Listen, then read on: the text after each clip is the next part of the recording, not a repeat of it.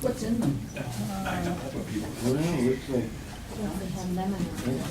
Good morning, everyone. I want to thank you for coming. We're going to call this meeting to order.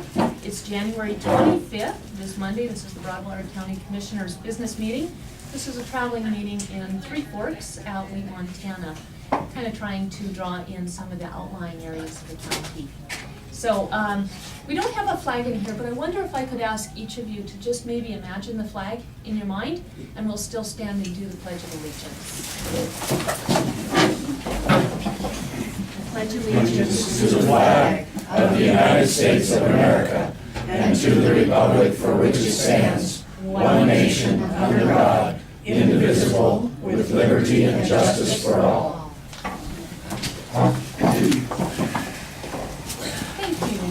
We still have plenty of seats in here, Ron, if you want to come in. I'll sit right here. Okay, we'll try and speak up. Just to get started, we do have these meetings on YouTube. They are also recorded, so please state your full name for the record. We follow Robert's Rules of Order, and the purpose of these policies that we follow is because we realize we have a fiscal and fiduciary responsibility to conduct county business as efficiently as we can for all Broadwater County citizens. Commission meetings, again, are recorded. Separate conversations, please remove those outside. Outbursts will not be tolerated, and anyone who wishes to speak on public comment of any kind is given an initial 3 minutes to do so. All comments should be directed to the board chair. So with that, we will go ahead and get started. We do have a little bit of a revised agenda today. Nicole Brown, our planner, will be here to confirm county district boundaries. We do have a vacancy on the commission board. And then we do have a meeting tomorrow at 3:30 that was also posted. So with that, we always start our meetings with public comment. Is there any public comment? Bill? Bill Kearns, Townsend. I wanted to compliment the 2 articles in the Broadwater Reporter last week. I think it really gave us a great insight to our health situation in the county health department and the hospital. So I'd recommend those articles to everyone. I also wanted to mention the passing, I think, of 4 of our great citizens in Broadwater County, from Dallas Flynn to Gwen Biber to Jack Sauter. And there was a lady named Tiny Williams. And just a quick story, her dad was a DeBoard and was raised there. And he was probably one of the last old-time bartenders, in which they wore the white shirts with the sleeve bands.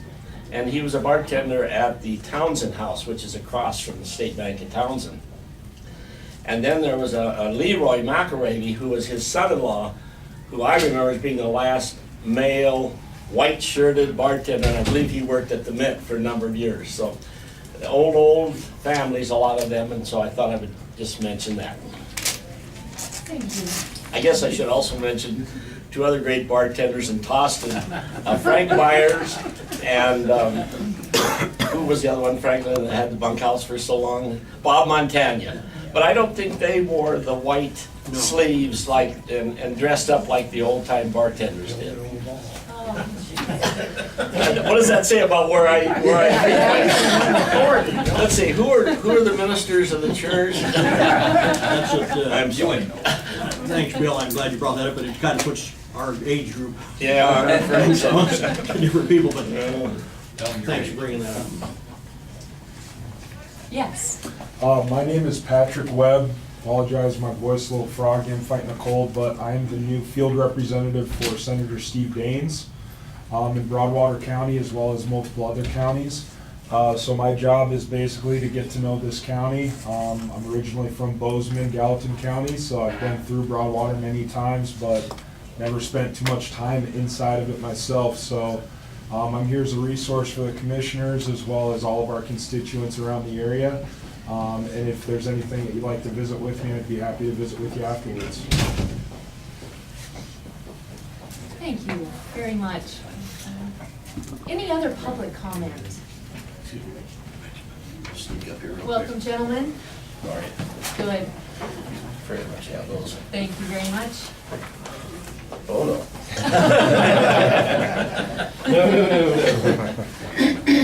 Great, how are you?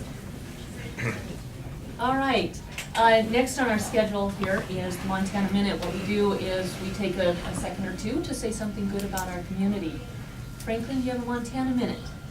Well, I'd say we're pretty fortunate for the weather we have. Everybody's probably been seeing the East Coast is getting it.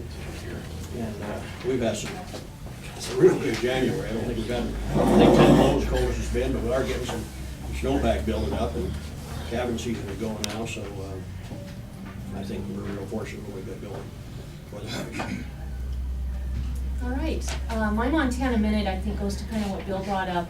We've lost some good folks, and what's great about Montana and really makes this paradise is the people that live here. So can we have a moment of silence for our folks that were mentioned by Bill and so many others that have passed?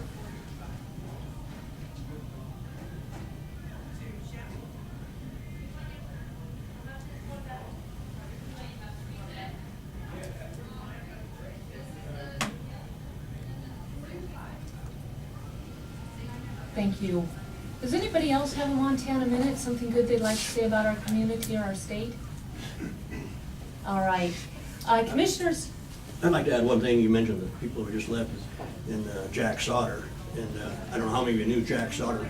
He's quite an athlete, really a baseball player. He was great. He was the greatest person to be playing with, but if you were playing against him, he was the toughest there was. That's all I have to say. Yeah, he played ball with who's the black singer? Charlie Brown. Charlie. East Helder Smelters. Yeah, he and Charlie played ball together. Also had a beautiful tenor voice. Yes. Yeah. And for those of us that learned to swim in the river, we didn't have a swimming pool in those days. He was also a swimming instructor, and that's, now we're really going back, Franklin. I didn't make it to town. I swam in the river. Yeah. The old Smelter. All right, any other Montana Minute? Bob? Bob Brastrup, the speech and drama team was in Missoula for the divisional meet this last weekend. The drama team won first place in Class D. Riley and Olivia Lynn won their humorous duel event. Jessie Hamlin won her event, and Gabby Bauckham won hers. So we had 3 first place winners in the events there. Oh, that's excellent. Thanks for sharing. We take 10 members, I think it's 10, to the state competition this weekend. Fantastic. Thank you. Anything else? All right, Commissioners' Community Update. We do this to share with each other what we've been doing during the week so that we're both well informed of what's going on. Franklin, anything from Commissioners' Community Update? I attended the LEPC meeting last Thursday and been fielding many phone calls in last. In fact, I've had probably more phone calls this last month than I had most of the year. All right. We had a conference call last week, and that was with DPHHS at their request so that we could get some things going with the Public Health Department. And they have been phenomenal to work with. So kudos to DPHHS. That's Department of Public Health and Human Services. So with that, COS review. Do we have anyone here with a certificate of survey? Okay. So I think we're probably at 10:30 regardless. We'll go ahead and move on. Introduction of county department heads. We have quite a few here today. And what I'm going to do is introduce you all as a lump and then let you guys stand up and introduce yourselves as well. We have Julie Lethert, who's the Sanitarian and Environmental Department Head. Brian Hone, who is the Solid Waste Supervisor. We have Patrick with Steve Dane's office. He's not with the departments. We have Mike Conkey, who is the DES Coordinator. Wynn Meehan, who is a Sheriff, Wynn Meehan, during this interim period. And then Brandon, in the back there, he is the administrator of the detention center. Brandon Harris. Do we have any department heads that I've missed behind the door anywhere? All right. Brian. What? Oh, do you want to say anything and introduce yourself? You want me to go first? Sure, I'd love it. I can do that. first time I can leave.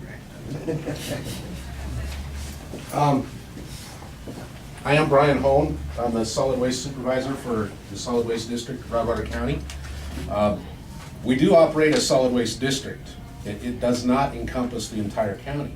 I'm kind of in no man's land right here. Our district runs from the 101 road north. And the people in this area have the option of joining our district for the tune of $128 a year. Or they can haul their own trash to the Logan landfill for whatever it costs them their gate fees. Or they can contract with a private hauling service. Just owning land in Broadwater County does not entitle you to use our solid waste facilities. Those facilities, we operate 5 rural sites and a transfer station. We have one at Radersburg, one at Toston, one at Dry Gulch, a city site, and one on the north end of the county at Winston. Those have 40-yard canisters at them. We haul those to the transfer station, transfer that material to a 53-foot semi-trailer, take that semi-trailer to a privately owned landfill just outside of East Helena. The people that pay the $128 a year, most of the time it's covered on their tax bill as a fee assessment. They are the ones that are entitled to use those canister sites. That fee is covering your household waste. We can charge you for anything that's not considered household waste. We don't typically do that because we don't monitor our sites. We don't know what you're throwing in there. But we do have that option if we need to. So if you're doing a big property cleanup or something like that, the easiest thing to do is just call us and we'll tell you what we want you to do with that waste. Because our canister sites, we don't man them, but we monitor them on a weekly basis. That trash is hauled every week. And if it does get out of hand, then we have a mess to clean up, and it takes us longer to get that project done. Just a little bit about what our solid waste department does. We have 3 people that work there, myself and 2 others. One guy is pretty much a full-time driver. He hauls trash from the rural sites to the transfer station. I spend most of my time at the transfer station loading the semi and taking the semi to the landfill.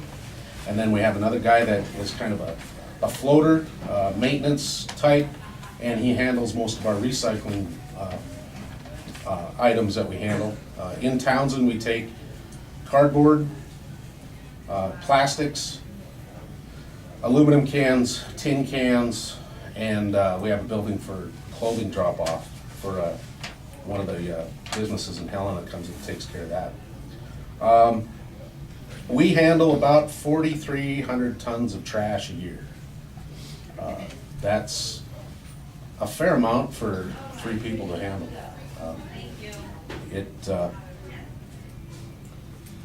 It keeps us fairly busy. This time of year it slows down quite a bit, which is nice. We get a little break. We can catch up on some maintenance activities. But in the summertime, it's steady. The solid waste department is, we have a solid waste board that's comprised of 5 members from around our district. They are the ones that, they're an advisory council. They kind of direct what they want the department to do, and we do what they want. I work for the commissioners. I get everything that I need to have approved through them before we do it. And our department is running fairly well. We don't get any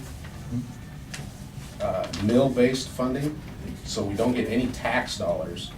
We operate strictly off our fees that we collect. So that we're what they call an enterprise fund. It's a quasi-government agency. If we could actually turn a profit if we tried, but we don't really think that's our purpose. We like to make enough to cover our operational expenses and any capital expenses that we might foresee. This last year, we upgraded our backhoe. That was money that was already accounted for in our budget. We didn't have to go ask solid water or the commissioners for any additional funding for that. In the past, the department has borrowed money from PILT at a reasonable or no interest loan, I believe, to purchase new equipment when we had to do big purchases, you know, $250,000 projects. We borrowed money from the PILT fund to do that. That was paid back. It was loaned to the department on a 10-year loan. I believe we paid it back 3 years early on the last loan that we received. So we try to keep everything running smooth. If you have any questions, my number is 980-2057. It's on all the signs at the canister sites, and be more than happy to talk to you. The best time to figure out what to do with your trash is before you load it in your pickup. Give us a call before you load it up, and we'll let you know what we need to do with it there. So, any questions? Thank you, Brian. Appreciate it. Next. Thank you. Thanks, Brian. You bet. I did. I know I pay $128 a year. Who would like to go next? Brandon? Was that a volunteer? Were you volunteering? hear back here. What's that? Brandon's volunteering. Oh, it's good, egg. I'm Captain Brandon Harris from the Broadwater County Sheriff's Office. I'm in charge of the detention center. Wynn says I'm not really in charge of patrol, but I get more and more involved with that all the time. So it's a 48-bed facility that we're in charge of. We have probably 17 employees there, detention center, and detention officers and dispatchers. Right now we have 42 inmates as of this morning.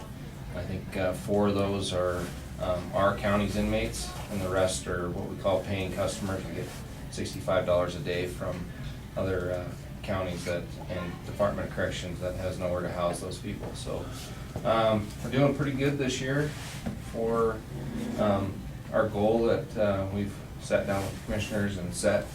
I think it was $600,000 to pay for our costs, operation costs, and bring in a little extra. So I think we help out patrol with the little extra that we do bring in. Some of that's been moved around. So that's about all I got. Where do all the other inmates come from? Helena brings us a lot, but they usually only bring us Department of Correction inmates because their jail's so full. We get a lot of females from Yellowstone County. Yellowstone? They've been actually, we've had to turn quite a few away because we've been over full at times. And recently they wanted to bring us 12 females and we just did not have the room for them. So, we've gotten them from Sheridan County, which is Plentywood, Montana. They've brought their inmates down here, White Sulphur, what's that other small county over by Yellowstone? Golden Valley. Golden Valley. A lot of little places that only have a 72-hour operating facility where they can only hold their inmates for 72 hours. Madison County's brought them up to us. I think they've more gone to Gallatin now though with their new jail. So anybody that needs a place to put an inmate, usually we'll accommodate that. So. Are you geared for so many male and female, or is that fairly flexible, or? It's somewhat flexible. What we've done is built a wall. If I had a layout of our jail, the center of our jail is our dispatch center, and we call it, it's almost like a fishbowl. And it's double pane glass, you know, so you can't see in, you can see out. And there's a hallway that surrounds that with 4 separate pods, and in each pod there's so many cells. What we've had to do, we've moved our female cell to, or pod to a bigger pod to keep it, females always stay full, so we've really done good doing that. So I guess if you got down on males, you could move more males into another pod and make another pod open for more females, but they tend to be a little bit more of a headache.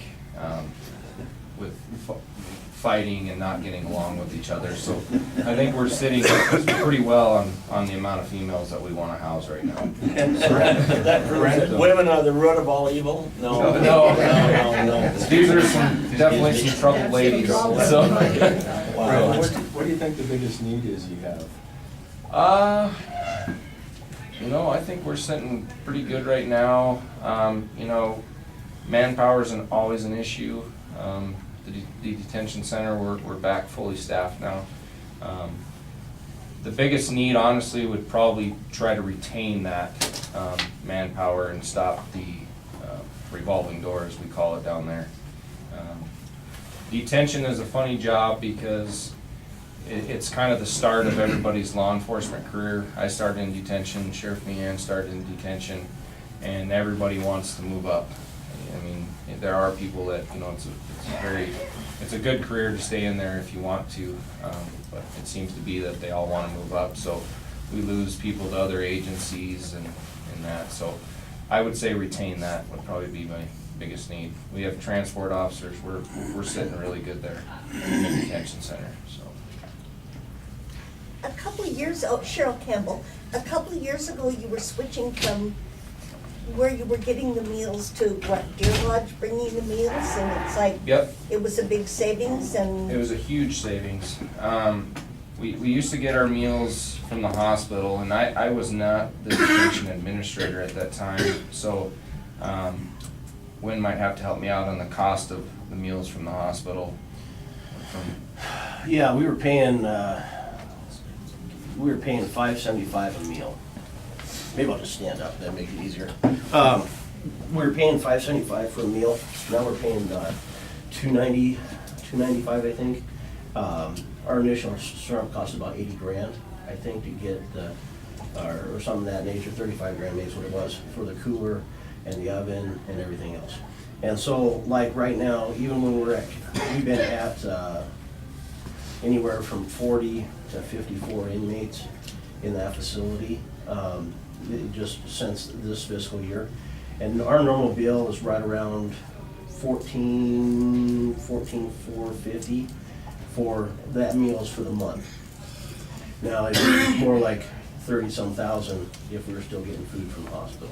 So instead of spending $240,000 to $270,000 a year in inmate meals, we're now paying somewhere between probably $120,000 and $150,000. So quite an increase in there. The only downfall of that, though, is when you have people with food allergies or diabetics or things of that nature, we have a little extra cost to deal with those issues as they come up. So does that help? well, I was just curious, because I knew that it was this changeover, I didn't know what kind of savings Yeah, that we- the county had seen. Probably almost cut it in half, is what it seems to be. And we've had, just so a ballpark figure, we have the, part of the budget is what we expect in revenue to come in from housing inmates. And it's set at 600,000, or I think it's a little bit more, 650, I think is where it's at. And at the end of November, we'd already billed out and received $376,000. So we didn't count what we had for December or January, and we're already over, I think we billed out $68,000 for the month of December. So we're well over the $400,000 mark this year. It's gonna continue to be that way. The prisons are full. Our female offenders are through the roof. More and more violence attached to them, and they're just there. It's a constant flow. So I'll let Brandon get back to whatever Brandon's been talking about. So. Thank you. Question. Mental health. It's lacking. What we do, if it's a DOC inmate, you have to get approval for everything through any medical or mental health. So our nurse in our jail has to send a request. If it's I guess I'd say bad enough to where they're really wanting to harm other people or themselves or anything, we get them straight to the hospital to see a CIT team, And then they get placed, whether it be the journey home or we'll have to take them to Warm Springs. But we've done a really good job of getting the people that are in our jail out, that when if they do get to that point, committing a crime and they end up in our jail and we see that, hey, this is not a spot for this person whatsoever, we have Jennifer Beatty come in and talk to them, and sometimes she can direct us on where we need to go with that person, whether it's just some counseling. We do have a few people where she comes in weekly and sits down with and does some counseling and things like that. But for the most part, jails, actually our main priority is that is not where that person is need to be if they have a severe mental illness. So unfortunately, DOC, a lot of people that have mental illnesses have committed some pretty serious crimes, and there's really no other place. So we try to keep them up on their medications and their doctor visits before they get placed to where they need to go.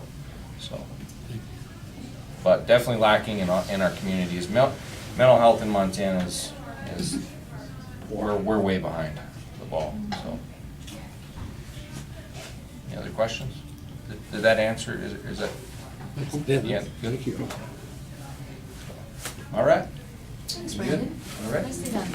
You wanna talk for me too, or? You're doing a great job. That's all right. I'm all right. You sure? All right.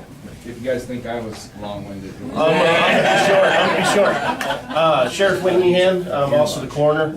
I know most of you guys that are in here that look familiar. I've been at this for a long time, and the sheriff resigned. She wanted to resign a little earlier last year, and I forced her to stay as long as I could. And she's battling a lot of medical issues and stuff. So it was time for her to go, and she's enjoying life and everything else, and I've taken the headache over. But we're making pretty good progress. One of the things that Brandon did talk about is retention. We're trying to do that in the patrol division as well, and within the office. And since I've been there, I lost count at 80. We've had over 80 employees come and go, and I've been here 15 years. And so that's a high turnover rate. That's a lot of money we've put out and invested into people, and then we're sending them out the road. Trying to stop that. I did just bring on another chaplain. I believe chaplains are important, and they serve a great purpose not only for our jail inmates, but also for when we have to do death notifications. It's always nice to have one of those guys with us. Our newest one is also a member of our search and rescue team. So if we have a search and rescue mission that ends up being a recovery, we have a chaplain with us there already. So I also brought on 2 retired law enforcement officers. Highway Patrol retiree Cal Janes is now a part-time relief deputy for us. And then the other one's retired DC Metro police officer Mark Wood. He's going to be a part-time relief officer as well. And that basically part-time relief is, since we don't have reserves right now, is they're going to come in and they're going to do some lake patrol, some forest patrol, help us out with the rodeo and stuff of that nature. I do have tasked Brandon with trying to reestablish the reserve program as it's supposed to be set forth in statute, and that's as a volunteer service. So we're in the midst of working on that. We did have we got a funding and approval this year for a detective, so we promoted a detective, Seth Wenzel. He's doing a great job. He just got his office. We had to make an office for him. He just got it done. He moved in today. He's pretty excited. We're remodeling the sheriff's office, so if you guys ever feel the need to come in, we're actually getting carpet put in after almost a year of not having any. And we've moved some walls around and done some different things to work with the building that we got. So I don't know, everybody knows the building was built in 2005. When we moved into it, we had sheriff and undersheriff, 4 deputies, and 5 dispatchers. That was our employee count. Now we have myself, no undersheriff, because I'm still the undersheriff as well, but we have 8 other full-time sworn officers, and then we have 8 detention officers, we have a part-time transport officer, we have a nurse, we have a janitor, and 6 dispatchers, so, and then the 2 part-time deputies. So we had to kind of do some remodeling, just get our building up to where we could actually work and make it functional. That kind of opened up the other thing I'm trying to do, is open the communication up between the public and the office, being a lot more transparent.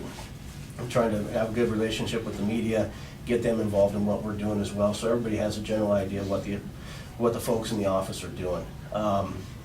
I try to attend all the meetings, school board, I've met with the school board, met with the principals and superintendent, attend the commissioners' meetings, and as well as city council, and try to give my input the best I can. So we're making forward progress, things are going well, everything's good, morale's good.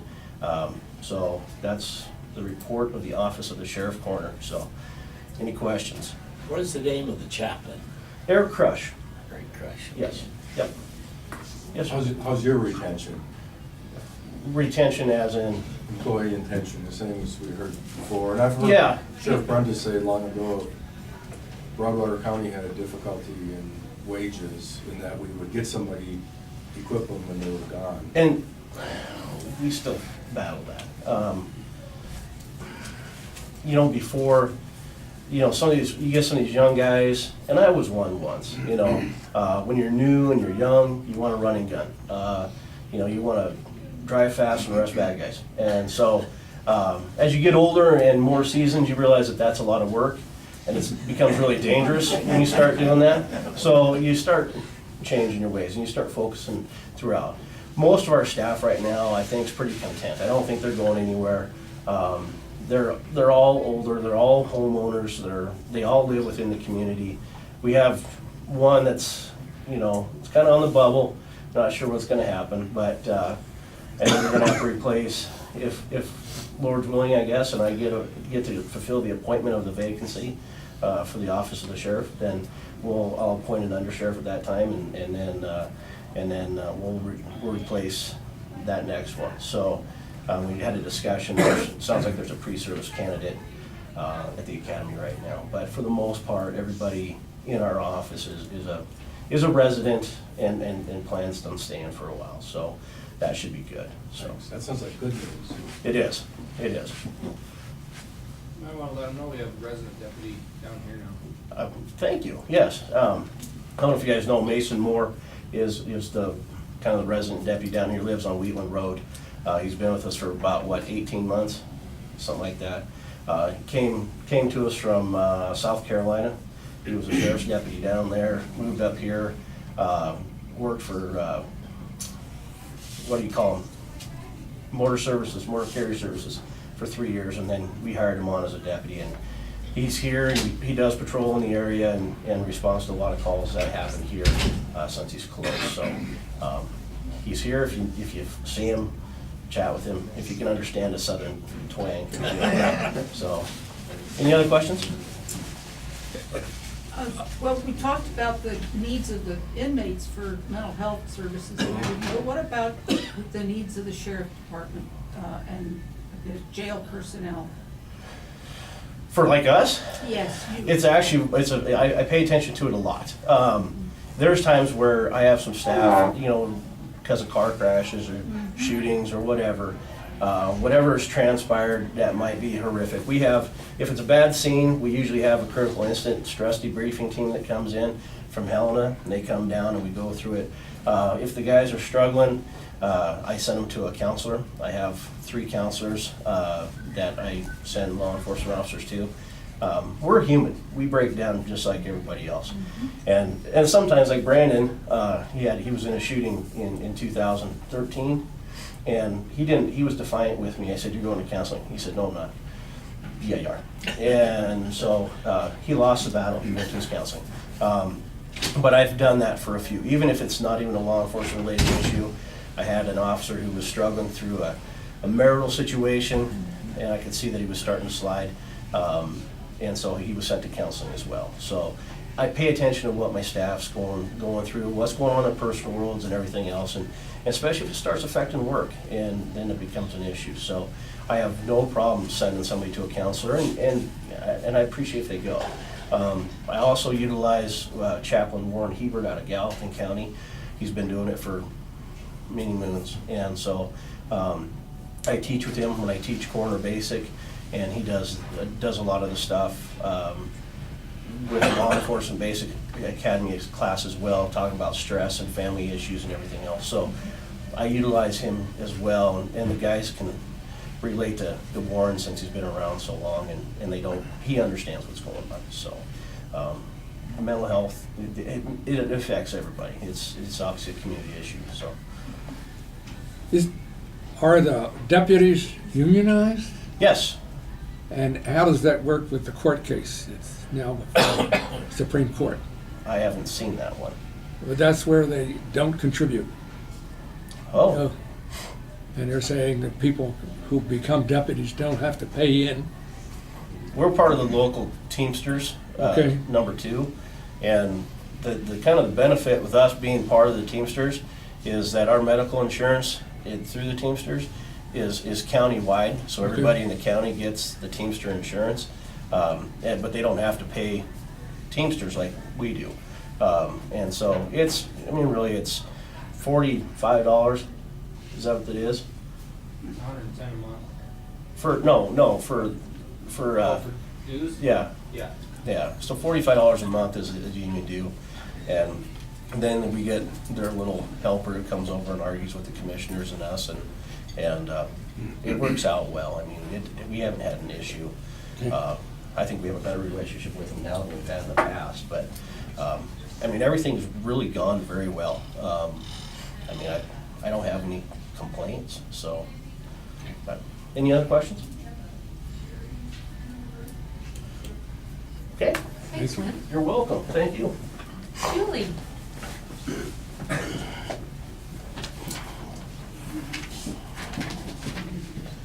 I'm Julie Leather. I'm the Broadwater County Sanitarian / Environmental Health Specialist. I'm also a Deputy DES Coordinator with Mike Conkey. My duties involve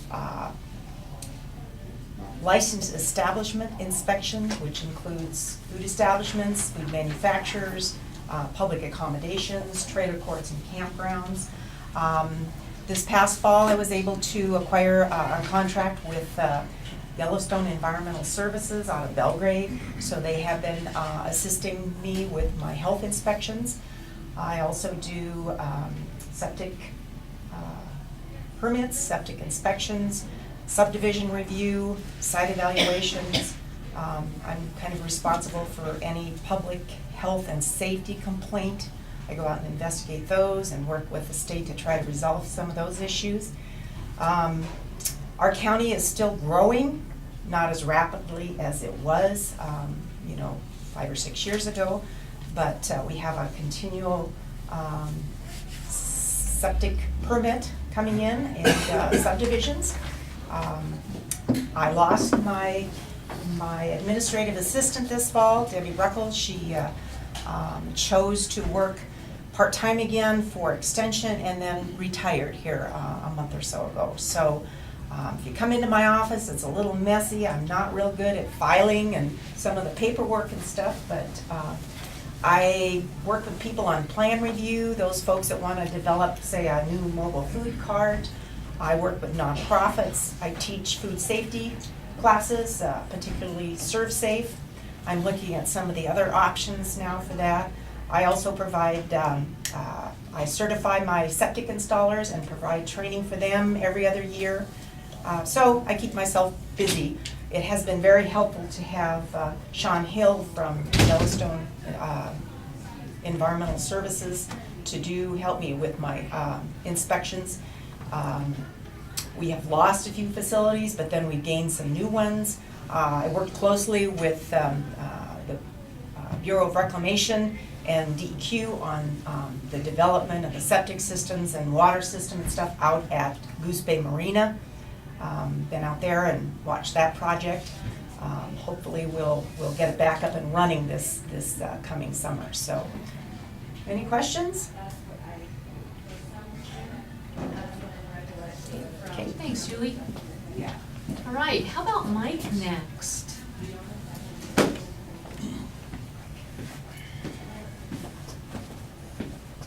Good morning. My name is Mike Conkey. I Broadwater County's Disaster Emergency Services Coordinator. My position is just a half-time position. What we try to do is we prepare for the major emergency. You know, back east they had that big snowstorm. We try to prepare for things like that. I have 2 deputies. Julie's one of them, who just spoke, and the other one is Nicole Brown, who's Community and Planning Development Specialist. We do a lot of training. My agency is funded by FEMA grant. We get about a $25,000 grant every year from FEMA. That's called an Emergency Management Performance Grant, and that's matched with 50% match with the county's funds. We also get funding from Homeland Security grants. We have about a $99,000 grant right now for two-way radios for our public safety agencies. Last year we had another, that was about a $170,000 grant for radios also. Last year we also had a grant for a generator, about a $50,000 grant for a generator. We have an emergency coordination center which is set up in the county fairgrounds, which is at the 4-H building. We have a backup generator for that. That's where we're going to move emergency coordination activities, like we have to evacuate town due to things like flood or a railroad accident or something, explosion or something. We have to evacuate people up there. It's a little bit higher. It's 2 miles from the railroad tracks, and we use that as a coordination center. We're also this year installing an antenna, two-way radio antenna, and then some cell phone boosters up there so we can run an operation. Just last week we did a planning training exercise with our fire department, sheriff's office, as well as the Montana Rail Lake, and we did a planning exercise, training exercise with our emergency responders. We had 63 people attend that in case we have a train wreck in Broadwater County and how would we respond to an emergency, rail emergency. And it was real well. We're a small county, and we realize that we have an emergency just like we did here at the Eustis Fire. We're going to rely upon mutual aid. We're going to call in our partners, neighbors that come in, law enforcement as well as the fire departments or other types of emergency services.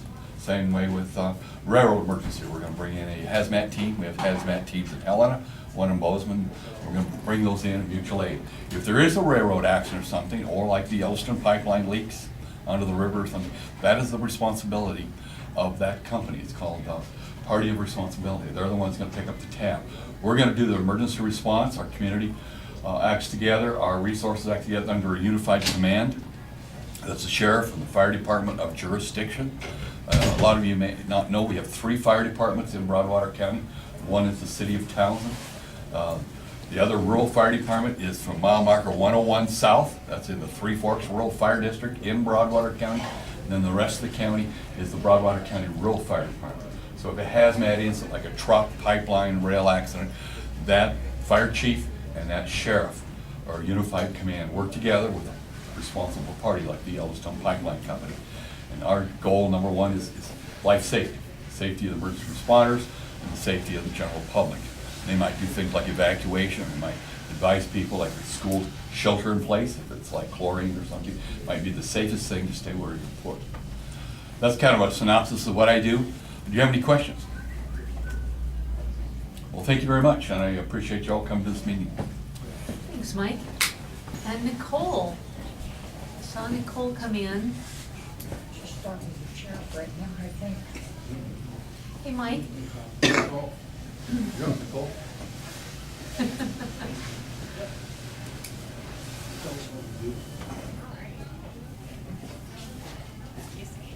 I saved you for last just because you're on the agenda. I'm just gonna bring all my stuff up here as well. Good morning, everyone. My name is Nicole Brown. I am the Broadwater County Community Development Director. Thanks for having us all down here. It's very exciting to kind of get out and see some new faces. I deal with all things basically land use planning, so subdivisions, boundary relocations, family transfers, anything that you're going to have a survey done on, you'll come through me. Also GIS, so mapping work, if you need maps drawn. I do the mapping for the sheriff's office, make sure that each of you have your house points in the right place so that, heaven forbid, you should have to call 911, they can find you easily. What else? I also do parks and recreation. which is a super fun part of my job and maybe one of my most favorite parts of it. Parks, recreation, trails. I assist the commissioners basically in, whatever they ask of me. One of my most recent projects has been publishing the county newsletter, which you'll be getting in your mailbox very soon. I think that's about it. Oh, Deputy DES. I'm glad you're sitting there to remind me. I do my best to help Mike with Deputy DES duties as well as Julie, so that's a new thing that I'm learning. So thank you again for having us, and I have some information to present to the commissioners today. If you need copies of any information, I can email it, or I've brought in just a few extra paper copies, so that's it. Are you ready for me now? Almost, Okay. 10:30, Nicole Brown, Community Development and Planning, Citizen Initiated Zoning Policy Decision. Perfect, now you're ready. I'm just gonna kind of sit off to the side here so I focus on everyone, if that's all right. Absolutely. So, citizen initiated zoning. This was actually brought about, let me get my right folder here. A citizen approached me, actually a representative of a Broadwater County citizen approached me wanting to know how they go about creating a zoning district, so citizen initiated zoning. I couldn't really speak intelligently to this person because we don't have a policy in place. So I've put together some information, and this is not for any specific zone that's being created right now, but in order to be able to move forward, or like I said, to even speak intelligently to anyone regarding zoning, we have to have a policy in place. So this is my first shot at policy. I know the agenda says decision, but I would prefer to not have a decision made today if possible, since this is your first reading. The public will just now be getting copies of this if they so wish. Also, I think it should run by our county attorney, Corey Swanson. So this is basically our first crack at a discussion regarding citizen initiated zoning. Some of the things that I don't want, and this is just my preference, I don't want to enforce any type of covenants per se pertaining to the home. So if a subdivision comes in and says, we're only allowing pink houses, we're going to put that into our zoning plan, I'm not going to enforce the lack of pink houses. This is basically if they want to disallow for certain things that we can enforce, say commercial buildings. Also, we need to be really cognizant of the fact that we have a right to farm resolution in Broadwater County. So, that's going to be a fine line that I still need to work with on Corey. If a development or a zoning district chooses to not allow pig farms or chickens, I need to know how we address that, because I don't know. I don't have an answer for that right now. With our right to farm resolution, can we disallow livestock or farming in a development or in a zoning district? So those are just some things that we'll have to get worked out. Also, if you have questions or anything, let me know, and then I can also put that into my packet of information that I'm going to take to the county attorney. Perfect. Does anyone have any questions in general at this point? All right. Well, good work so far. Oh, thank you. And I have Montana code annotated regarding citizen-initiated zoning, but I did make copies for each of the commission. If you want a copy, let me know, and I'll put one in your mailbox. But for now, I'm just keeping this packet with my information. All right. That's all there. So the next topic then is Nicole Brown, County Board Appointments and Confirm County District Boundaries Decision. Okay, let's start with boards.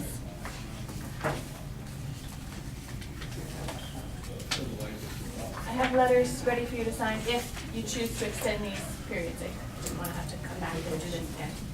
So I will let you know, I will go through each board and each position. I will also then let you know if they have decided to reapply to serve on that board, or if there have been any new interest in the board. Does that work for you? Yes. Okay. So the first one, Broadwater Trust Board. We have vacancies for 3 non-voting member positions. One of them being mine. Second one, Bill Hubbard. Third one, Laura Obert. I didn't give you a letter stating that I wish to serve on this board again, but I would like to become more active in Trust Board. In the past, I haven't been terribly active, but I would like to continue to be a non-voting member of the Trust Board. Bill Huber has indicated that he would not like to continue to serve. So there will be one vacancy for a non-voting position on the trust board. And then Laura, this is the first time you're hearing of this, so my apologies. No, that's fine. As a commissioner, I'm a, non-voting member anyway. So I think what I'll do is just take my name off, but continue to be, attending those meetings. Do you want to make motions on these at the very end, or do you want to make motions on them per each board? I don't want to rush you through I'd say this. at the end, because this is just brought up right now, everything's new right now. Correct. All right, at the end is fine. All right, the second board with vacancies is the Broadwater County Fair Board. Jan Finn, her position was up December 31st, 2015, and I do have an email from Jan stating that she is interested in continuing to serve on the Fair Board.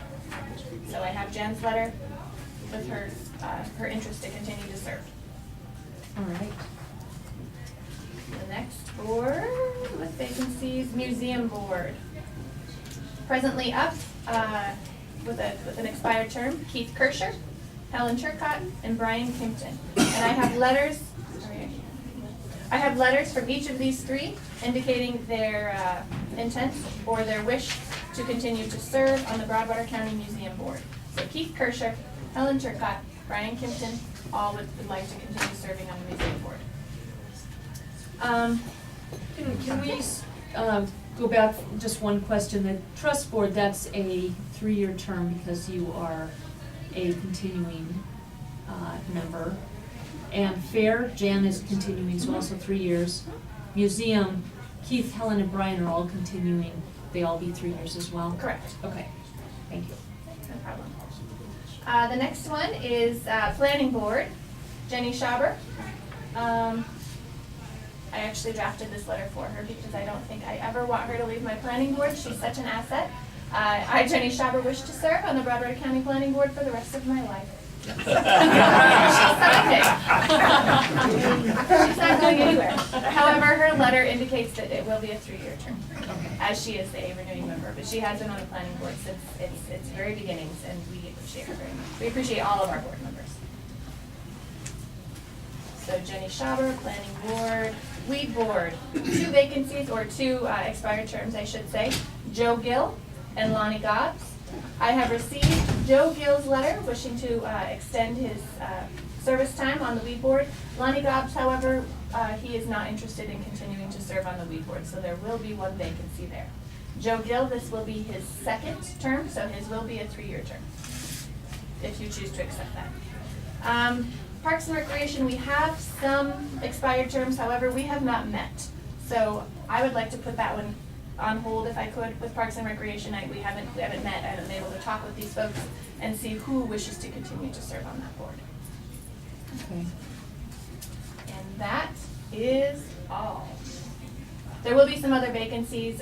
Solid Waste has a vacancy, but I am not going to advertise for vacancies until after this meeting today.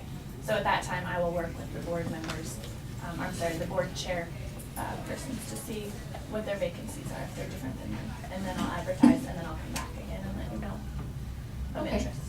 So Very good. this is only for terms, current terms that were expired. All right, so, trust board, Franklin, what say you? Well, all this, I think we just hold it right now to it. You get the rest of the information and all that, because this, we just now got this right now, so I think we just table everything until we get the rest of the information. And the rest of information, I guess, what else would you like from me? Well, like you said, you're getting more from the other boards and things like that. Well, this is basically for expired terms. I want to fill the expiring terms if possible, and then advertise. So I know exactly where my holes are. If this board makes motions to approve these folks now, then I'll know where the holes are in each of the boards. Does that make sense? But if I don't get a motion on here, it's kind of a 2-step process. So we take incumbents, if you will, and then I'll advertise for any vacancies that are left on the board, so that I'm not trying to juggle incumbent board members who are wishing to continue to serve on their boards, and then I know where Okay. I can fill in. Extend till the next meeting to have one more. like I say, it just popped out there now, I'm gonna look at the stuff and everything. Did you want me to provide copies? Do Please. you have all these letters? Yeah. The vacancies? That'd be great, I can just pick them up Okay. there at your office. Perfect, I'll make copies of everything. That'd be good. All right, so county board appointments are tabled. Could you send a quick email to the board chairs and just let them know that we're just kind of in a holding pattern? Yep, All right. And then confirm county district boundaries decision. Perfect. So about 10 miles away from here, I realized that I did not print your existing map. So I'm hopeful that you may have that existing map I gave you on Friday, by chance? I'm not with me. Yeah, that's okay. I thought about it as I was coming here. I can show you where the changes are with my pen. So my apologies. I have new maps here. I have 6 copies. So if anyone wishes to look through one or take one, or again, I can they're all PDF and I can send them off to you. So there's one for you. This is the same one I have. Great. And one for you. This one is just prettier, Franklin. That one that I've given you was not labeled very nicely. It was just Okay. quickly printed off. So this is just a little better version, but nothing has changed as far as mine. And also what I have with me is all of the documentation regarding census tracts for each district, letting you know how I came to these numbers. I guess the question I got, why are we doing this right now? Because it should have been done at the conclusion of the 2010 census. I was not aware that this was something that I probably should have been doing. And so at the 2020 census, you'll be receiving this in a much more timely fashion. When the census is complete every 10 years, and at the conclusion of that, they push out all of the information to the counties, basically all of the census tracts, letting you know how many houses and the population for each tract. We have thousands of tracts in each county, and they need to be counted individually, to come up with that population total. So it's only happening now because it wasn't done in 2011 or 12 when we received the information at the conclusion of the 2010 census. So it's actually, you're receiving it late. Yeah, but actually, we can't even do that. I did some checking here. MCA code is 7-4-2102. It says, a change in boundaries of any commissioner district may not be made between the date that falls 6 months before a county commissioner primary election and the date of the general election. And also, if we all agree on having this, the district judge of the county shall review the action of commissioners to determine whether or not the action meets the requirements of the section. So we can't do anything. When is the general election? Well, it's 6 months before either election, either the primary or the general. Is that November? Yeah. Right? And the other one, the primary is in June. Oh, And the district judge has to review. All of us here can say we want it, and the district judge still has to make it. He has to review it. So what are the old boundaries, Nicole? Can you remind me? Yep, nothing has changed on the outlying area. So you have 2 maps in your packet. I don't think we can do anything on this thing. What can we do? I mean, we can't do anything. Do you want me to explain to you where the changes are, at least, and then if it comes down to it?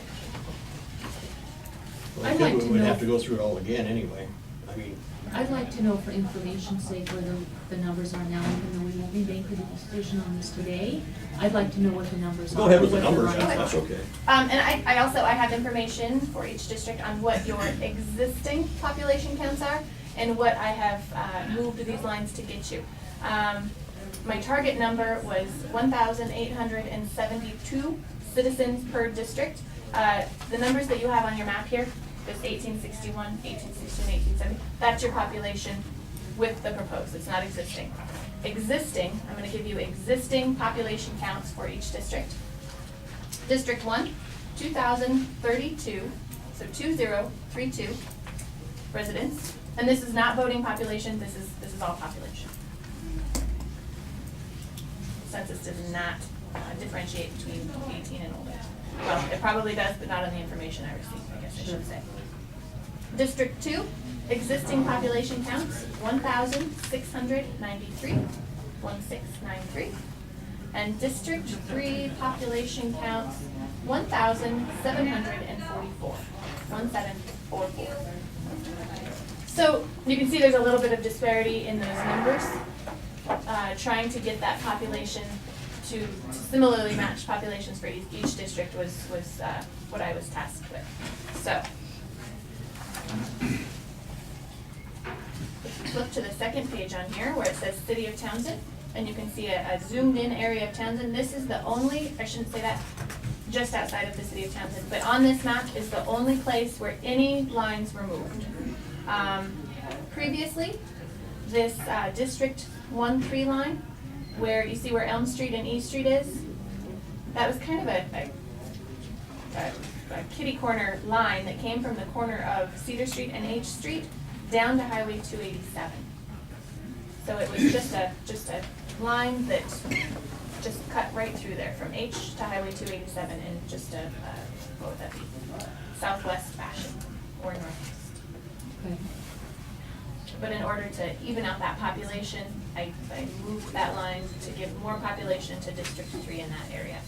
The other line that was changed, if you look to the north of Townsend, 5th Street, and then this whole area of Centerville, that line previously was basically in the same manner, but it was a southeast kitty corner from the center channel of the Missouri River down to about, where did that go? The Cedar Street. So yeah, it was kind of kitty corner, kind of straight south, but it was just a funky line. I like lines that are very easy to explain to people, mostly for the clerk and recorder's office, for Ann's sake, when she has to explain to people what district they're in. And for each of these, I have not done this because I was going to wait till it was final because it's a very time consuming process. Write out what each district is and what boundaries they follow, so that people, even if they're not following the map, they can read over the districts and they can say, oh, okay, I am north of Highway 12 East and I am east of this Missouri River Channel and Canyon Ferry Lake, so I know what district I'm in. So anyway, I did not write those up because I wanted to be sure. So, I mean, this is all mute. At this point, we gotta stay with the old district. Sure. So, I mean, you got a lot of your work done on the time. It'll probably have to be a year from now for you to do it. Certainly, and by then, population It might may be changed, change, it may yeah. change, but I won't have the information because census is only done every 10 years. So this will still stay as is, and then in 2021 or 2022, this will need to be done again. Yeah, well, it's too bad you went through all this work for nothing really, but I guess you're, like I say, you're up on it. Step ahead. What's that? I said then I'm ahead of the game. Yeah, yeah. And as Thanks. people are elected countywide, it's really not as big a deal as it would be if we were elected by district. Thanks, Lynn. Correct. Brandon. So, yeah. All right, well, thank you for this, that's good to have. And we'll include that with the packet of information for our vacancies for the commission. Perfect. All right, anything else from you, or any, Joan? I've had 3 different people ask me on the streets here in Townsend on the south end exactly what streets is it. So maybe we should put something in the paper on. The problem with that is that the newspaper charges a pretty hefty fee, especially for a picture, as this would be in the newspaper. And I don't know if that's the best place for it. If anyone wants a copy of this, you can simply call or stop in my office and I can print you off something for free. I can email it for free. You know, there are other ways to get the message out there, and I appreciate, you know, folks coming to you. So if you could direct them to me and just tell them to give me a call or stop in and I will print it out. And that one that I've given you, I really, that was a really quick, you know, after the commission meeting, I printed it off. So I can do better. Than that, but yeah, no, that, the one that I have now will have the streets labeled. And then the Missouri River, the middle of the Missouri River to whatever street that is around there. Cedar. Yeah, all of that will be labeled. Well, it is labeled now. That was just a real quick version that I printed off for you, so. Yeah. So Nicole, if you could get a map to Doug and Ann for the packet, that would be great. Yep. Of existing. Yeah, Yep, definitely. And do you want the populations noted on there, or does that matter? I think it's a moot point. Okay, Yeah, because it will be 2010 census data. I don't have access to the 2000 census data, so those numbers I gave you, those are existing for those districts. That's not how they were created. So, okay, I'll just make new maps and I'll get them to you. I'll make you a large wall map so that you can point it out. Paper copies to distribute. All right, thank you very You're much. welcome. Thank you very much. And then I'll just add that to the agenda for the 8th. We won't be having a meeting next week. The boards? Yeah. Perfect. All right. I'll get in contact with all of the board chairpersons. And then you let us know when you want to address the policy on citizen initiated zoning. Perfect. Once I hear All back right. from Corey, then I think we can move forward rather quickly. Okay, so that was good to start getting the information. Awesome. All right. Well, thank you very much. All right, we have at 11 o'clock a public hearing, so we're going to go ahead and, I think we're after 11,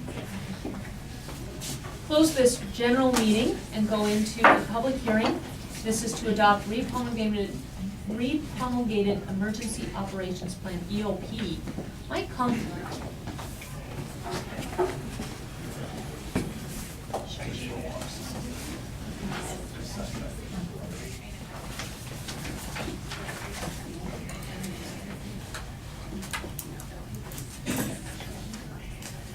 Thank you.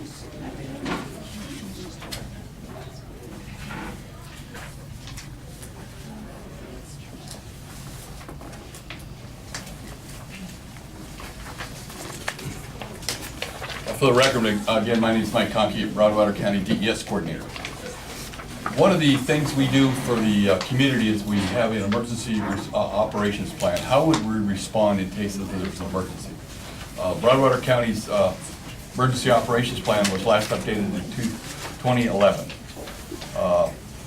Basically, the plan is broken down into 3 functions. One is the basic plan, which is kind of like an overview of the jurisdiction's emergency management organization and related policies, as you can see there. Different things is going to be like concept operations, organizational assignments, responsibilities, how we're going to handle finance, logistics, and plan development, and our authorities and references. Functional annexes, they deal with critical emergency functions that the jurisdiction would do. Undertake, like command and control, that's just a regular military term. How are we going to control our forces in the field, emergency responders? Alert, warning, public information, communications. We have an emergency coordination center. We would open up, just like I talked about before, 4-H building. Continuity of government, how would we have a succession, say, for instance, if the commissioners were injured or killed or something like that. Most of these things are covered in the Montana law under state statutes, how you fill vacancies, or if we have to emergently move the county seat to another location. It can actually be moved outside the county during an emergency if the county's destroyed or something like that. We also look at population protection. Population protection can either be 2 functions. One is evacuate the people, or we can shelter in place. And it talks about how are we going to implement that. Multiple casualty fatalities. We have a plan that we work out with hospital, EMS, emergency response, ambulances and stuff. How would we do that? How are we going to organize that? And then shelter and mass care. We rely real heavily upon the American Red Cross to open up shelters. Right now, in the Townsend area, the only Red Cross shelter is the Headwaters Church, just north of town, which is a good location. Trailhead, excuse me. Thank you very much. Trailhead Church, which is a good location. It's out of the floodplain, away from the river. Away from the railroad tracks in case we have an accident or something. We're also working on some other shelter sites up in that location.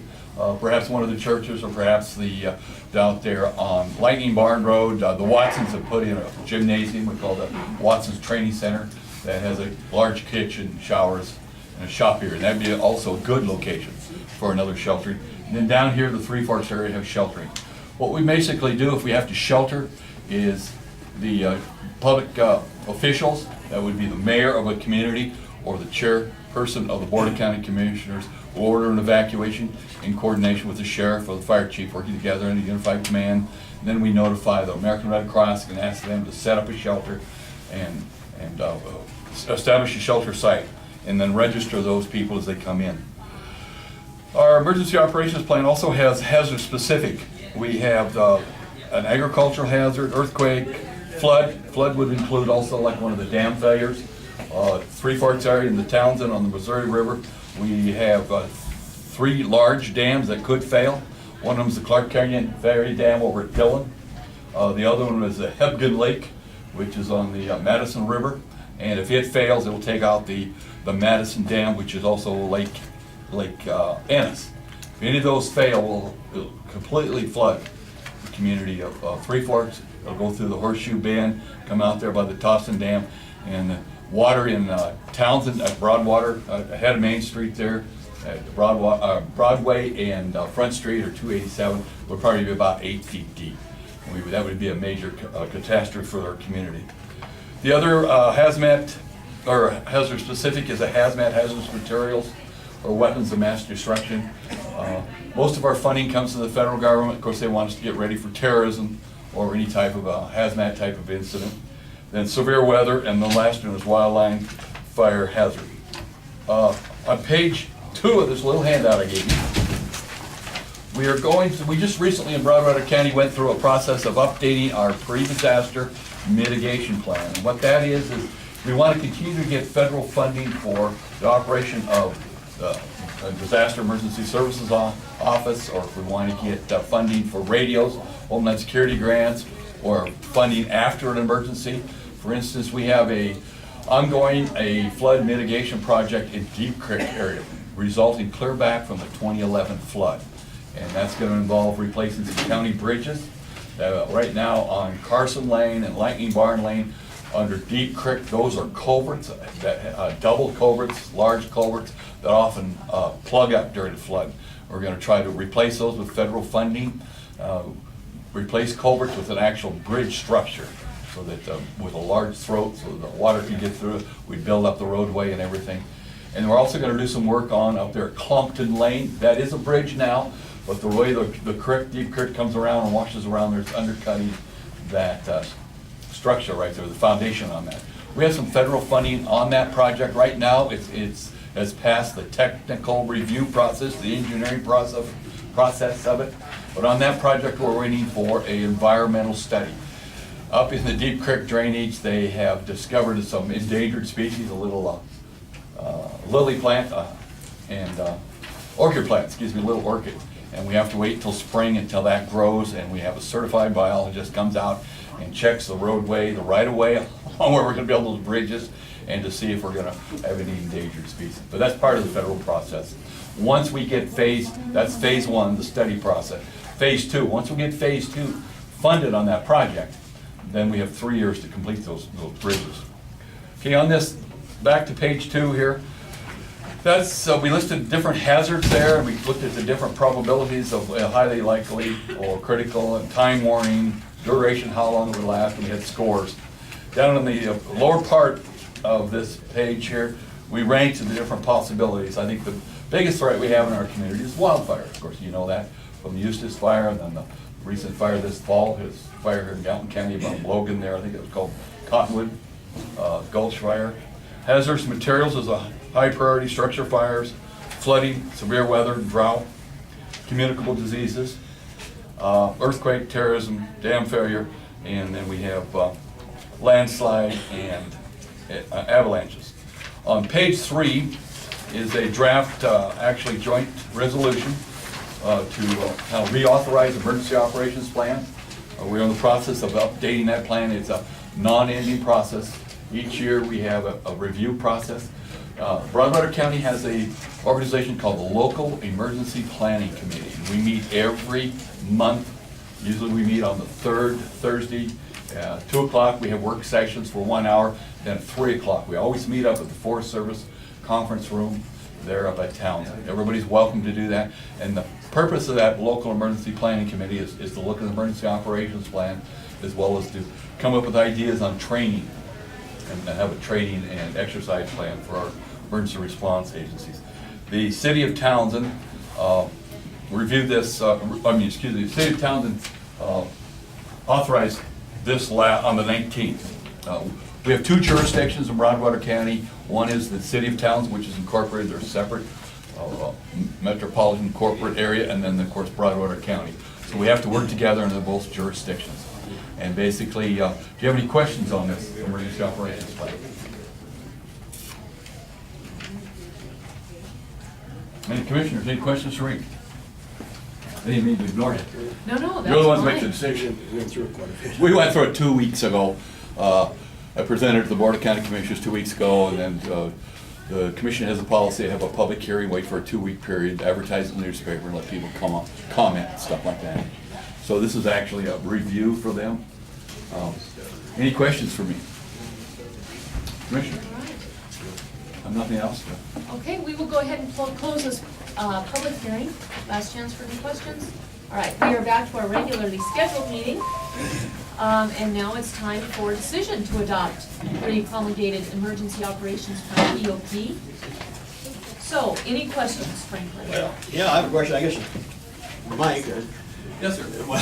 I guess it'd be, probably for Corey, a legal question. We're supposed to be meeting right now in Townsend, the courthouse, for this public hearing, and we're here. So what do we do? Well, I don't know, that's county attorney. What we can do is we can still go ahead and vote for this, because we've had the public hearing, and then we can have another vote in the courthouse just to make sure we cover both. If you want to wait 2 weeks, that's fine too, Franklin. Well, I don't care, the question, that's why the question was out there. I mean, we're certainly not in Townsend right now, in the courthouse. Well, I wasn't aware of that. I didn't know that, but that's, Oh, yeah, it's advertised. I'm not an attorney, so I couldn't tell you. I mean, here, I got the legals right here. Tell them about that. Oh, sure, correct, thank you. The advertising went into the paper on the 15th of January because of the holiday. We didn't plan this meeting and start hearing from local folks that there were some local things until after that. So that's why there's the difference. But to be on the safe side, why don't we go ahead and table this again? And we'll bring it up in 2 more weeks. Is that good with you? Yeah, fine. All right. So we will table this subject as well and bring it up on the 8th.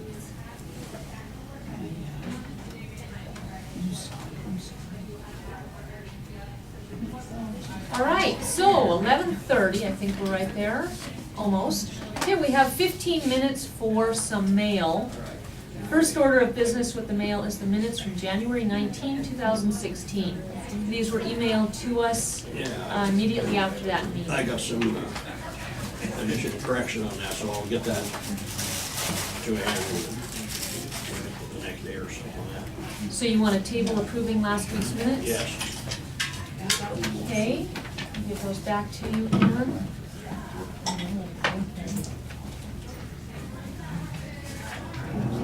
Okay, we have a notice of trustee sale of real property. This is available in the courthouse.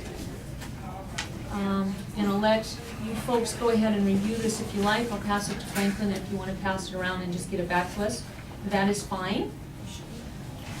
We also have a check that came in for the TV district. Broadwater County Commissioners are the board for the TV district. And we had some encoders that were no longer needed and sold those. And so we received a check that was given to the clerk and recorder for $6,500. And that was deposited into the county commissioners, or excuse me, the TV district Should be, yeah, fund. it went in the TV district, right? TV district fund, yes, like I said. We also have a wastewater and solid waste action coordinating team funding workshops. They have a meeting coming up in Great Falls, February 17th, Missoula, March 3rd, and Billings on March 10th.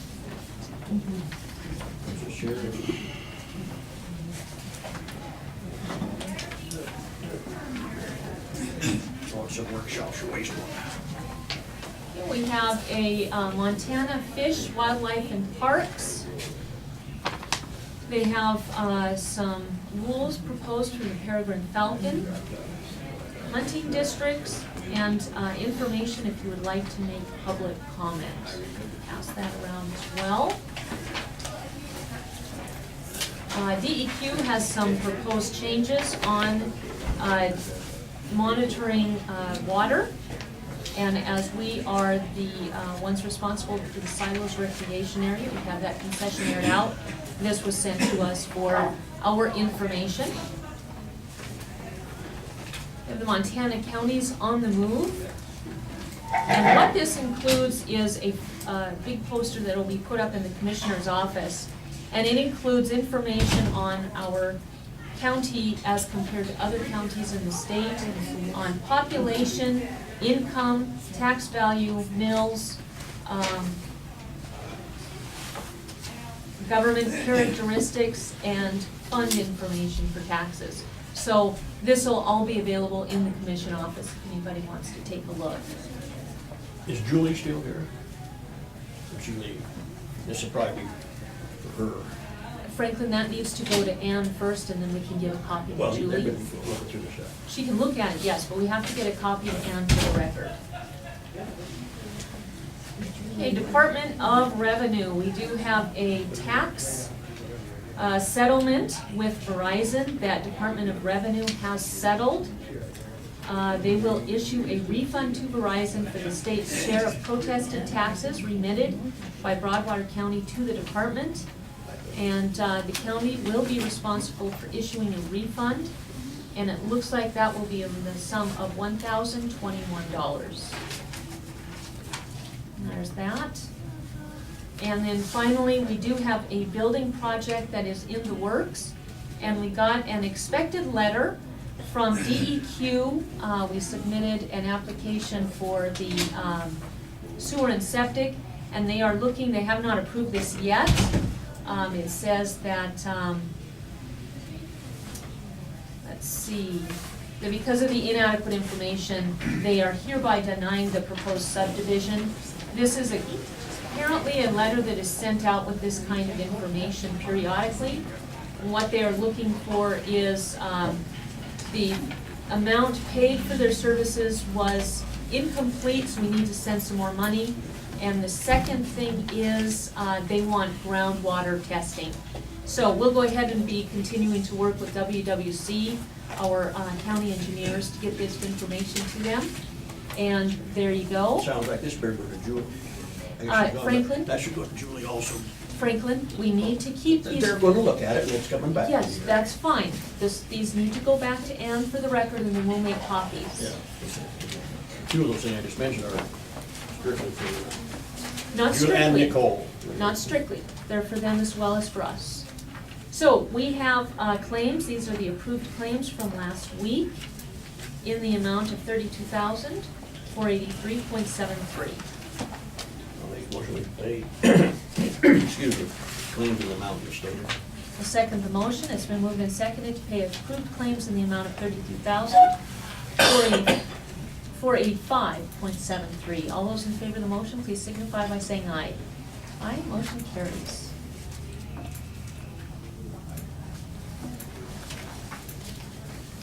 There you go.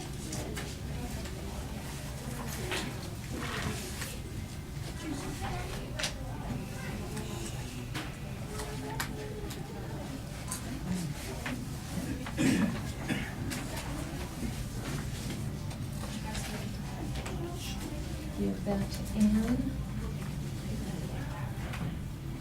All right, we have, I'm gonna just share some good news. This is the county news newsletter. It goes out to all counties who are part of the National Association of Counties, which we are. And the top story here reads, "Good news for counties in final spending bill. PILT fully funded." So if anyone wants a copy of this article, you're more than welcome to it. This is something that we get on a monthly basis. And I'll put that there. And then the last thing, mail-wise, this is from our HR contract director. HR is human resources, that's for personnel. And I would like to remind the commissioners that it's important that all employees have someone review their time records. The review and subsequent signature only indicates someone looked at it. This is to ensure employees know it will be looked at. Obvious errors are not made, such as claiming vacation when it should be sick leave, etc., and foreseeing patterns over time. Your signature does not mean you agree with the hours or that you know they were worked. This should not be left to one commissioner to do. I suggest agreeing on a system, such as 1 month you sign, 1 month it is the other commissioner. If you can't agree, then state so in a meeting on the record. However, again, I stress the signatures do not mean you know they worked the recorded hours. I hope this helps. If you want other ideas or how to divvy up the effort, please ask and I will provide other ideas. So we have department heads' timesheets. We don't do anybody but department heads. Department heads take care of their own employees. So I'm gonna go ahead and pass these to Franklin. And we do wins because he is interim sheriff. He is not an elected official in his own right at this point.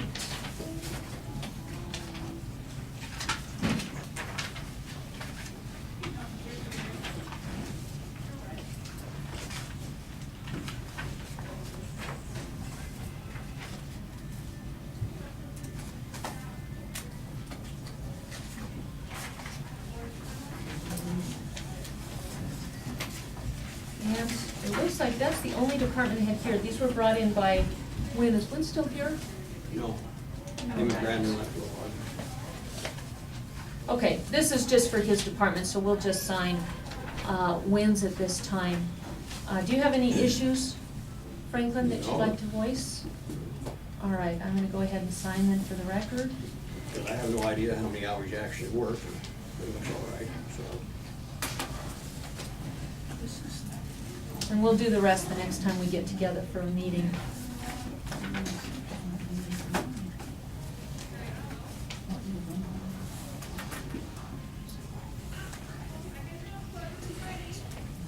All right, I think that is all the mail.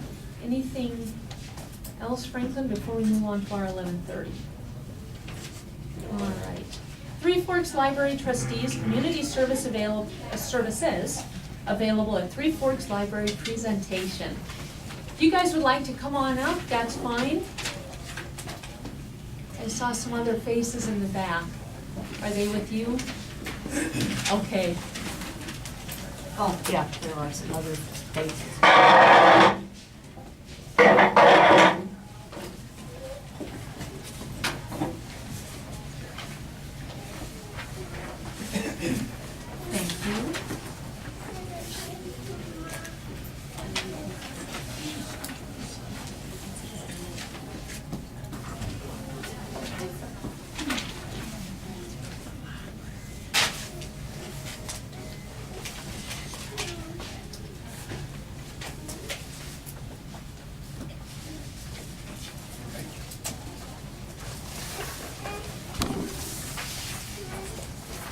Thank you. Thank you.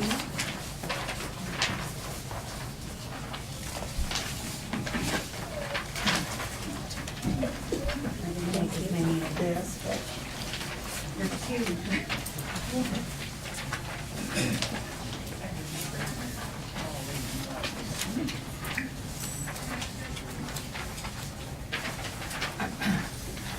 I'm Debbie Kramer. I'm the library director in Three Forks. I've been in that position for almost 8 years now. Since I began and up to the present, the usage of the library by Broadwater patrons was in 2008 when I started. I probably had about 10 or 12 patrons, okay? Now with the subdivisions that are going in this area and they're expanding, I have 149 patrons in Broadwater, from Broadwater County. The piece of paper that I gave you shows you my user counts, patron counts. Gallatin County, we have 949, Broadwater, 149, Jefferson County, 19, and Madison County, 11. And then the next to it is a percentage. When I first started, the percentage of Broadwater counties was less than 1%, and now we're up to 13%. That being said, the revenues that we receive, we get money from Gallatin County, we get it from the city of Three Forks, we get a small amount from the state of Montana. The basement of the library area that we have has been rented. At one time, it was rented to the sheriff's department in Three Forks, and now it is rented to a Montessori school.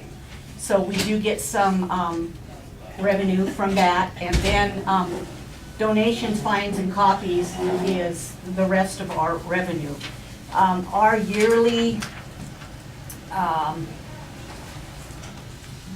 budget is $87,429.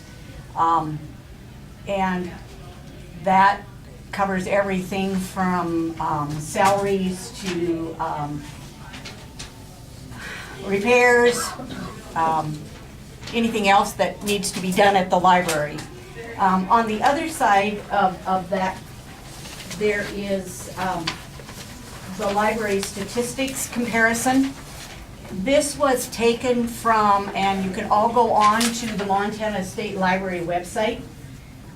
You can go in and look at all the statistics from all of the libraries all over the state of Montana. We are, by the 15th of November of each year, we have to send our statistics in. And they want to know the extent that how many times are we asked who wants to use the bathroom. It is very intensive, the things they want to know. But anyway, all I did was I did a comparison between us and Broadwater County Library. And it's a little bit difficult to do that because we're not really comparing apples to apples. They have several different entities that they get funding from that we don't, because they are a school community library. So part of the funding comes from Broadwater County, and part of the funding comes from the school district. That being said, I don't know for sure. I never had a chance to talk to Angela. I don't know for sure if their statistics are run on just the public part of the library or if they're run on the whole library as a whole. So that's, like I said, we're kind of doing apples and oranges again. But anyway, as far as the Three Forks Community Library is concerned, we are open 44 hours a week. We are open 6 days a week.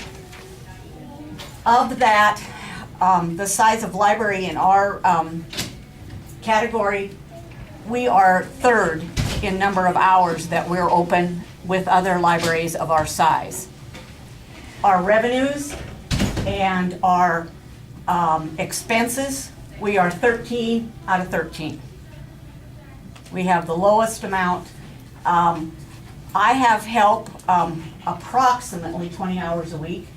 I have an assistant that works 14 hours a week. And 2 years ago, I got janitorial service. Before that, it was my job. And my janitorial service works about 6 hours a week. So we are, basically, we have 1.5 staff. Now, it says on the Broadwater County that they have 1 staff, which, like I said, I don't know what they were comparing apples to apples. Two of the things that we're looking at is the possibility of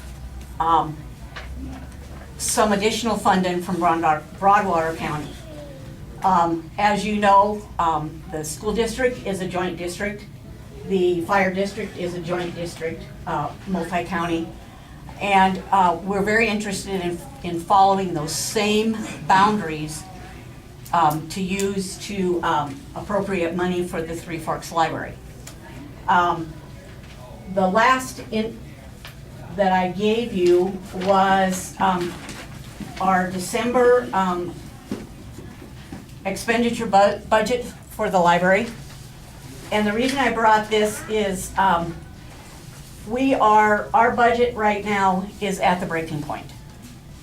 We have possibly, well, 2 or 3 options left. Number 1, I can lay off help. Number 2, we can close on Saturdays. Or number 3, we can just go across the board, cut the costs. If you will see at the top, the salaries and wages are at 67%. We are not at 67% of our year to date. And I will be, the beginning of June, I will have been in the library business for 20 years, and I have never been over budget. And it's just kind of a goal for me, and that's one thing I don't want to do this year also. So as you can see, there's no way that I'm going to be under budget. And like I said, I have help 4 hours on Thursday, 7 hours on Friday, and then my Saturday help. That's all the help I have. The rest of the time, I'm there all by myself. So anyway, what we are asking in a nutshell is, what is the possibility, or what do we need to do so that we can possibly get